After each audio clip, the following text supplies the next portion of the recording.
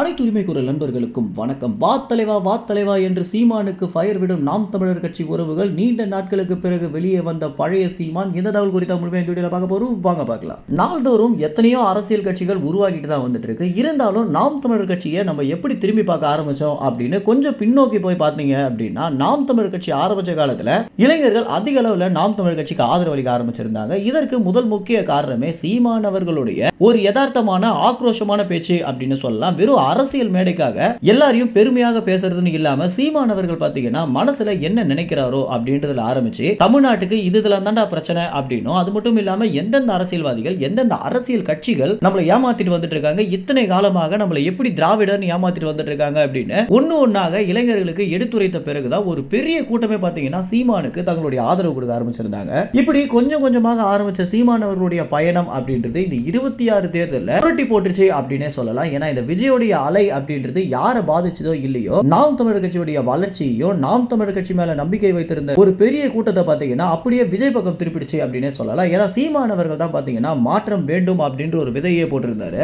ஆனா சீமான் போட்ட விதையை முழுக்க அறுவடை பண்ணியிருக்கிறது தாவேகா அப்படின்றதா நிதர்சனமான உண்மையாகவும் இருக்கு. இப்படி சீமான் அவர்கள் ரொம்பவே முடங்கி போயிருக்கக்கூடிய நிலையில அப்போது பழைய சீமான் வெளியே வந்திருக்காரு, சீமான் அவர்கள் கம்பேக் கொடுத்துட்டாரு அப்படின்னு ஏகப்பட்ட போஸ்ட்களை பார்த்துட்டு வந்துட்டு இருக்கோம். இதற்கு என்ன காரணம் அப்படின்னு பாத்தீங்கன்னா, பொதுவாகவே சீமான் அவர்கள் பாத்தீங்கன்னா தமிழர்கள் இந்த இரண்டு விஷயத்திலுமே எதுக்காகவும் காம்ப்ரமைஸே பண்ண மாட்டாரு அப்படின்னே சொல்லலாம். அந்த அளவுக்கு தமிழ் மேலையும் தமிழர்கள் மேலையும் ஒரு பெரிய பாசத்தை கொண்டிருக்காரு சீமான். இதன் காரணமாக தான் தமிழன்ற உணர்வு இருக்கக்கூடிய ஒவ்வொருத்தருமே சீமானவருக்கு தங்களுடைய ஆதரவு கொடுத்து வந்துட்டு இருக்காங்க. இந்த வகையில சீமானவர்கள் பாத்தீங்கன்னா தமிழுக்கும் தமிழர்களுக்கும் தெலுங்கர்கள் தற்போது நம்ம தமிழர்களுடைய வரலாறான முருகனை கையில் எடுத்ததும், அது மட்டும் இல்லாம முருகன் வடக்குல பிறந்தவன் அப்படின்ற ஒரு விஷயத்தை முன்னெடுத்தது பாத்தீங்கன்னா சீமான ரொம்பவே கோவப்படுத்திருக்கு அப்படின்னே சொல்லலாம். இதன் விளைவாக தான் சீமானவர்கள் ஒரு 4 பக்கத்துக்கு ஒரு அறிக்கையை வெளியிட்டிருந்தாரு. இந்த அறிக்கையில சீமானவர்கள் ரொம்பவே ஸ்ட்ரெயிட் ஃபார்வர்டாகவே ஒரு விஷயத்தை சொல்லியிருக்காரு. அதாவது, எங்க தமிழ் இறையோன் எங்களின் முப்பாட்டன் முருகன் பெருமான் வரலாற்றை திரித்து தமிழர்களை இழிவுபடுத்தினால் கடும் எதிர் விளைவுகளை சந்திக்க நேரிடும் அப்படின்ற ஒரு எச்சரிக்கை சீமானவர்கள் கொடுத்த பிறகு, என்னடா இது இவ்வளவு பெரிய பிரச்சனையை உண்டு பண்ணிட்டாங்களே அப்படின்னு இந்த தெலுங்கு பட குழு பாத்தீங்கன்னா தற்போது இந்த படத்தை ஸ்டாப் பண்ணிடலாமா அப்படின்றது ஆரம்பிச்சு.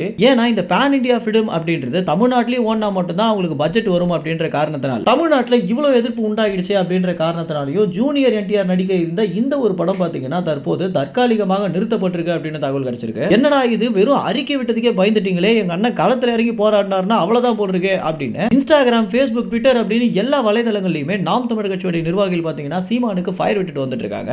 அது மட்டும் இல்லாம தோத்ததை நினைச்சு வருத்தப்படாதனா அப்படின்னும், இனி வரும் காலங்களில் தமிழ்நாடு முழுக்க இருக்கக்கூடிய மக்கள் உங்களை தேட ஆரம்பிப்பாங்க. ஏன்னா நாள்தோறும் அவ்வளவு பிரச்சனைகள் உருவாகிட்டு இருக்கு. சீமான் எங்கப்பா வந்து போராடுங்கப்பா அப்படின்னு மக்களே உங்களை கூப்பிட தான் போறாங்க, தைரியமாக இருங்கண்ணா அப்படின்னும் இன்ஸ்டாகிராம் முழுக்க இருக்கக்கூடிய இன்ஃப்ளூயன்சர்ஸ் பாத்தீங்கன்னா சீமானவர்களுக்கு தற்போது சாதகமாக மாறி இருக்காங்க. மேலும் இந்த தகவல் குறித்து என்ன நினைக்கிறீங்க அப்படின்ற உங்களுடைய கருத்துக்களை கமெண்ட்ஸ்ல தெரிவிங்க. நன்றி, வணக்கம்.